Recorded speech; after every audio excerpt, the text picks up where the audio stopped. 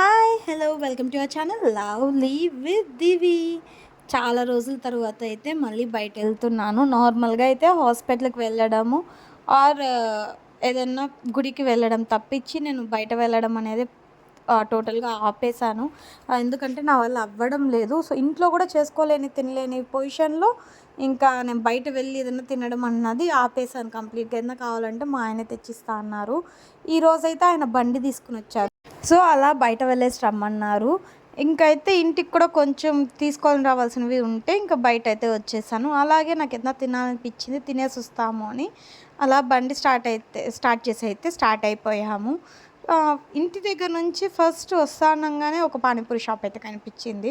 దాన్ని చూసాక అనిపించింది, అబ్బా పానీపూరి తింటే కొంచెం హెడేక్ తగ్గుతుంది అట్లని.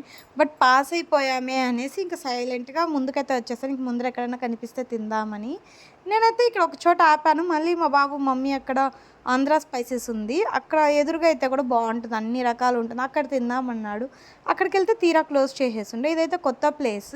ఇక్కడికైతే వెళ్ళి ఒక మసాలా పూరి, ఒక పానీపూరి అండ్ ఒక దహీ పూరి అయితే తిన్నాం. మేము బయట వచ్చినప్పుడు ఖచ్చితంగా ఈ 3 అయితే ట్రై చేస్తాము. ఎందుకంటే ఫస్ట్ మసాలా పూరి ఎందుకు తింటానంటే నాకు కొంచెం ఏదైనా హెడేక్ ఉన్నా, కొంచెం మూడవుట్లో ఉన్నా, కొంచెం స్ట్రెస్ రిలీఫర్గా ఉంటుంది కాబట్టి వేడివేడిగా తినేపాటికి తలనొప్పి తగ్గుతుంది.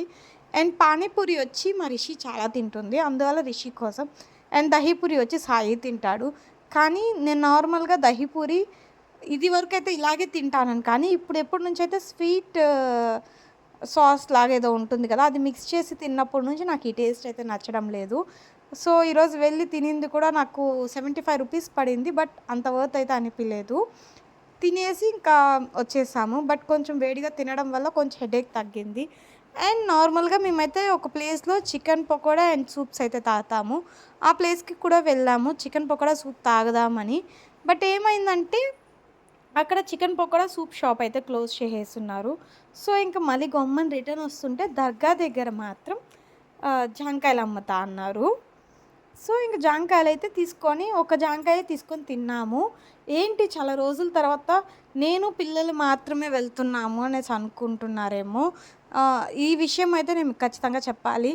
మనం మనుషుల్ని వేరే వాళ్ళని నమ్మి వాళ్ళపైన మనము ఖర్చు పెట్టడానికన్నా మనకు ఆ రూపాయి మిగిలిన మనకు మనమే ఖర్చు పెట్టుకుంటే మన టమ్మీ కూడా ఫుల్ అవుతుంది అన్నదైతే నేను ఇన్ని రోజుల తర్వాత తెలుసుకున్నాను.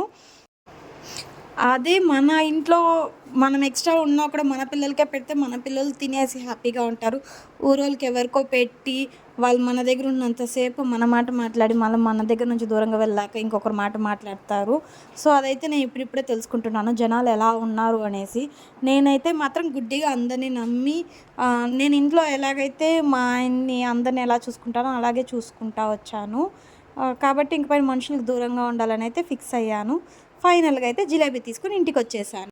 జిలేబీ తీసుకొని ఇంటికి రాగానే దోశ పిండి అయితే ఉండే. సో ఉల్లగడ్డలు ఒక 3 ఉన్నాయి. సో దాన్ని వేసుకొని మసాలా దోశ అయితే చేద్దామని స్టార్ట్ చేశాను. నా ఫేస్ చూసారా, ఇప్పుడిప్పుడు ఒక లైన్లోకి అయితే వస్తుంది. ఇన్ని రోజులకి మళ్ళీ కొంచెం ఫేస్ బాగా అయితే కనిపిస్తుంది. అండ్ ఇక్కడ నేను చూసుకుంది ఏంటంటే బాబు అయితే శనగ్గింజలు వేయించాడు.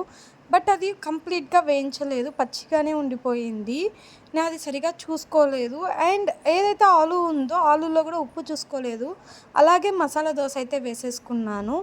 ఇంకా ఏం చేయలేం కదా, నేనైతే ఫస్ట్ తినేసాను. అంటే మళ్ళీ వాళ్ళకి వేసేటప్పటికి నాకు అలసట లేకుండా ఉండాలని నేనైతే ఫస్ట్ వేసేసుకున్నాను. తర్వాత పిల్లలకైతే వేస్తాను. మా ఆయన బయట వెళ్ళున్నారు, ఇంకా ఆయన రాగానే ఆయనకి పిల్లలకి వేయిస్తాం అనుకుంటున్నాను. ఇది ఈరోజు నా చిన్న వీడియో. మీకు నచ్చినట్లయితే మాత్రం మీకు మర్చిపోకుండా లైక్ చేయండి. అండ్ చూసారా నా ఎక్స్ప్రెషన్స్ అయితే చేంజ్ అవుతుంది, కొంచెం సాల్ట్ అన్నీ తక్కువైంది.